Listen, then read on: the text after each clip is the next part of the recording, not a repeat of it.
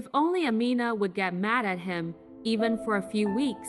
If she refused to talk to him, and Chinedu had to spend days trying to win her back, he believed the passion would return. One day, as Chinedu listened to Gozi play the piano, he suddenly thought of Ket, a Dutch girl he had met during his nights out in Victoria Island. He felt an intense desire to see her again and decided to visit her that very night. He borrowed money from Gozi and left the house, telling Amina that he had a small errand to run in Lagos. Amina saw the look in his eyes and knew he was lying. Among those listening to Gozi's piano recital was Bear, a young man who secretly loved her. The more he saw her suffer, the more his heart ached, but he didn't have the courage to confess his feelings. Instead, he wept quietly, filled with pain for the girl who couldn't see his love. Mr. Emeka, meanwhile, began to suspect that his wife no longer loved him. Many nights, Amina would claim to be tired or unwell, locking herself in her room and refusing his company. One day, the thought crossed his mind that something might be happening between Amina and Chinedu, but as he searched his memory, he couldn't find any evidence to justify his suspicion. Still, he harbored a deep resentment towards Chinedu, envying his youth.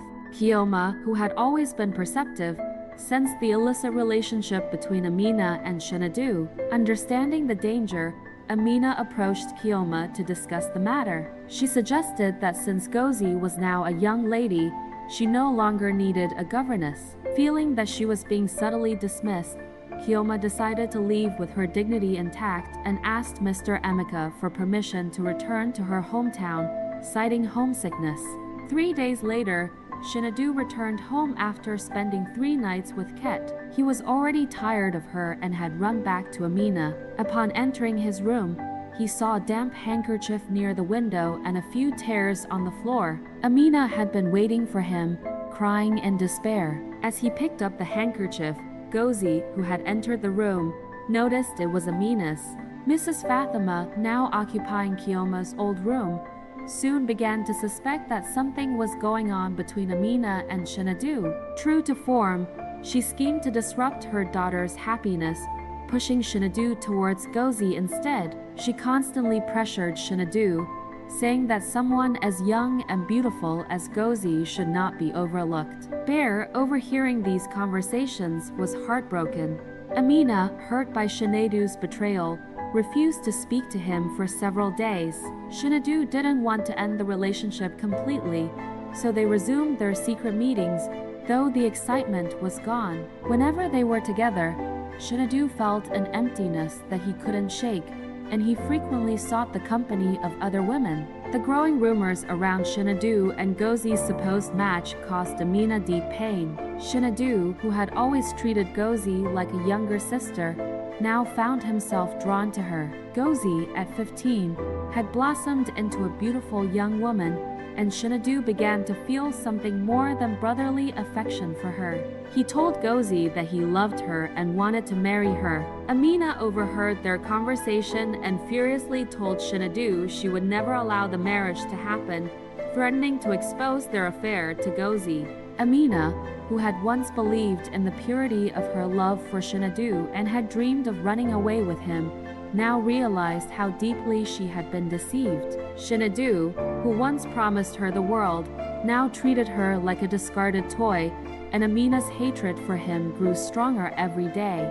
Mr. Emeka and Mrs. Fatima decided to send Gozi to visit her aunt on Victoria Island before the wedding, so she could get to know her future husband better. Mr. Emeka told Chinedu that if Gozi agreed to marry him, he would approve the marriage. 2 days later, Chinedu traveled to Victoria Island to propose to Gozi. He spent hours trying to win her over, and finally, Gozi agreed. The happiness of my entire life depends on one word from you, just one little yes, and I will be the happiest man alive. We'll make such a beautiful, happy couple. Gozi, you can't imagine how much I've changed. I'm no longer the same Chinedu. You've changed me completely. Your innocence, your purity has rubbed off on me. It's as if the years of my life, filled with empty ambitions, have suddenly been torn away. I stand before you like a child, even cleansed, I must admit. If you give me your little hand, I will be saved." The next morning, Gozi awoke in high spirits. She felt overwhelmed with emotion and wanted to share her joy with someone. She thought of writing a short letter to her governess, Kioma. Meanwhile, Bear was bedridden with a severe cold. His chest hurt, and he coughed incessantly. The news of Gozi and Chinedu's engagement had affected him deeply. Chinedu, needing to return to Lagos, asked Gozi if she had anything she wanted to send. She handed him a letter, and as Chinedu reached for his wallet, a small piece of paper slipped out of his pocket and fell to the ground. At first, Gozi wanted to warn him, but then curiosity and jealousy took hold of her. Chinedu didn't notice the paper as he left. As soon as he was gone, Gozi picked it up and read the 2 lines scribbled on it. She confessed everything.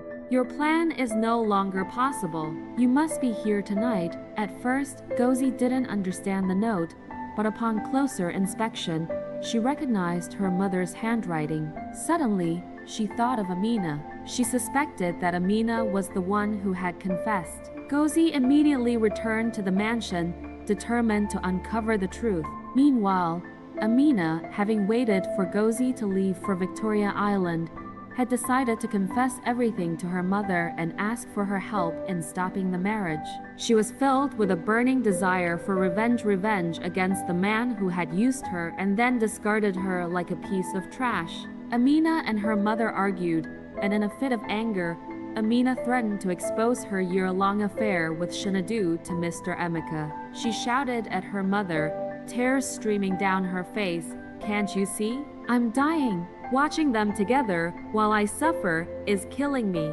The next day, Mrs. Fatima wrote a short note. She confessed everything. "Your plan is no longer possible. You must be here tonight." She placed it in a small envelope and discreetly handed it to Ibrahim, instructing him to deliver it to Chinedu. Ibrahim took the note to Victoria Island and gave it to Chinedu. Upon reading it, Chinedu panicked, knowing that Amina was capable of anything.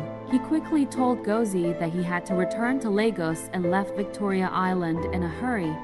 Suspicious of Chinedu's sudden departure, Gozi followed him back to the mansion. When she didn't see Chinedu there, she began to doubt her suspicions, thinking that perhaps she had been overreacting. As she wrestled with her thoughts, she heard Chinedu's voice. Her worst fears were confirmed. Chinedu was telling Amina that Gozi knew everything and that Amina needed to come to his room that night. Hearing this, Gozi fainted and fell down the stairs. Chinedu called for help, shouting that Gozi had fainted. Mr. Emeka rushed to her side, carrying her to her room and ordering everyone else to leave. Mr. Emeka's suspicions were now confirmed. Gozi's sudden return from Victoria Island, Amina and Chinedu's closeness, and Amina's disappearance all pointed to the truth. At that moment, Bear entered the room. Upon seeing Gozi unconscious, he couldn't hold back any longer and confessed everything to Mr. Emeka. Bear, who had suffered in silence for so long,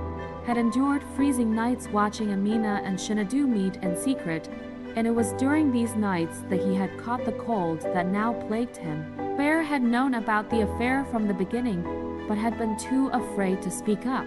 The engagement rumors had only worsened his condition, as the thought of Gozi being deceived by the cunning Chinedu broke his heart. Meanwhile, Amina, realizing the situation was spiraling out of control, didn't know what to do. She was too scared to follow Mr. Emeka as he carried Gozi away. Chinedu simply said, "I'm leaving," and walked out, abandoning Amina in her despair. Left alone and betrayed, Amina no longer wanted to live.